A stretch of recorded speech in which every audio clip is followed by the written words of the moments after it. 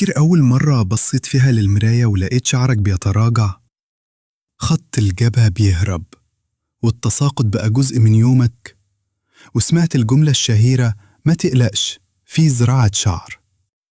بس السؤال هنا، هل زراعة الشعر فعلا حل سحري ولا مغامرة ممكن تندم عليها؟ في الحلقة دي هفصلك كل حاجة عن زراعة الشعر. يعني إيه؟ بتتعمل إزاي؟ أنواعها، مميزاتها، ومين ما ينفعش يعملها أصلاً. جاهز؟ يلا بينا.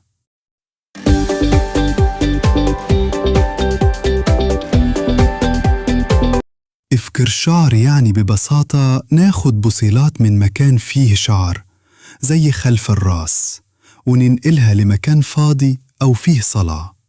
ليه المكان ده؟ علشان البصيلات فيه مش بتتأثر بالصلع الوراثي، يعني إحنا بننقل بصيلات قوية وبنزرعها في أرض جديدة. الطرق والتقنيات. دلوقتي فيه 3 طرق رئيسية للزراعة. FUE الاقتطاف الفردي، بياخد البصيلات شعرة شعرة، مفيش جرح كبير، تعافي أسرع، النتيجة طبيعية جدا. FUT الشريحة، بياخد شريحة صغيرة من فروة الراس، يفصل منها البصيلات ويزرعها أسرع لو محتاج عدد كبير، بس بتسيب أثر صغير خلف الرأس.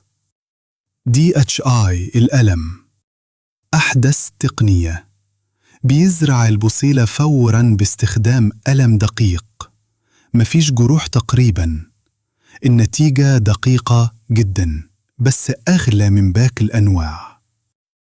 بعد العملية البصيلات اللي اتزرعت بتقع وده طبيعي جداً، وبعد 2 ل3 يبدأ الشعر الجديد يظهر، والنتيجة النهائية بعد 6 ل 12 شهر.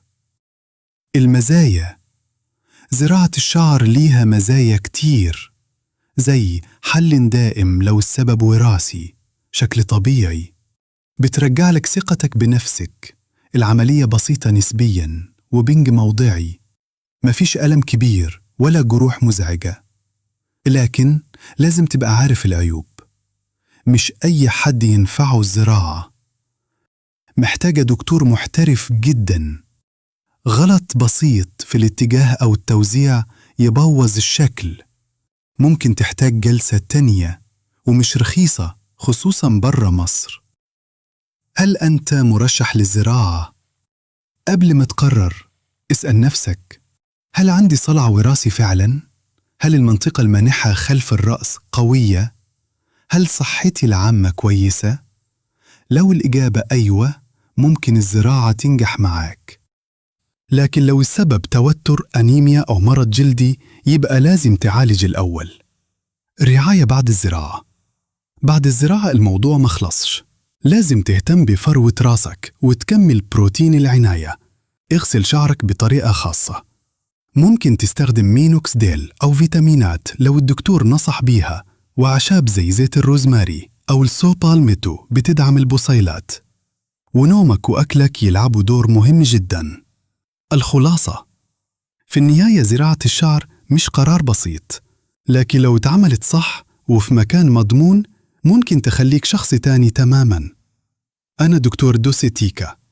لو عايز تعرف أكتر عن الأسعار وأفضل بلد تعمل فيها الزراعة، اكتب لي في الكومنتات، وما تنساش تعمل لايك وسبسكرايب علشان توصلك باقي حلقاتنا عن كل جديد في عالم الصحة والجمال.